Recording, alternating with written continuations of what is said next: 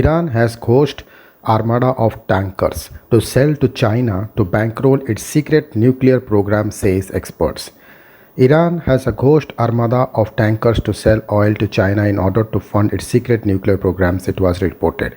The Islamic Republic is a major oil producing country, but under sanctions imposed as punishment for developing nuclear weapons, the amount it can export is tightly controlled. But according to United Against Nuclear Iran (UANI), the country is using a variety of techniques to get around the restrictions. The warning comes as hardliner Ibrahim Raisi was elected Iran's new president and fears the country is ramping up its nuclear program. UANI is an international not-for-profit group led by former US Ambassador to the UN Mark Wallace. The organization has used satellite imagery and round-the-clock tracking to monitor the illicit trade, the Mail on Sunday reports. UANI senior advisor Sir Ivor Roberts, a former Foreign Office counter-terrorism chief, said that the volume of black market oil China is buying is from Iran's staggering.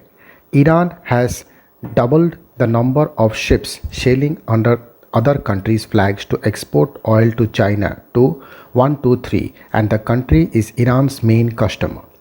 These include nations too small to be able to monitor tankers flying their flag.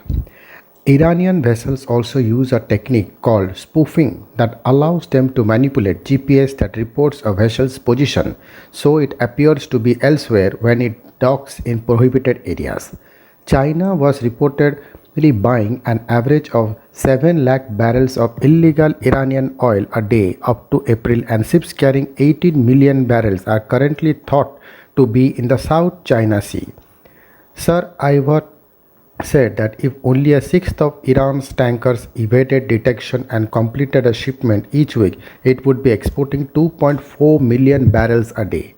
That gives the regime in Tehran the foreign currency it needs to build up its reserves, ramp up its nuclear program in the face of international sanctions, and pursue its terror sponsoring agenda abroad.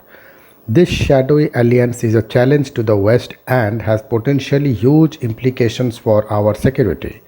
The head of UN's nuclear watchdog recently said Iran is enriching enough uranium to make nuclear bombs.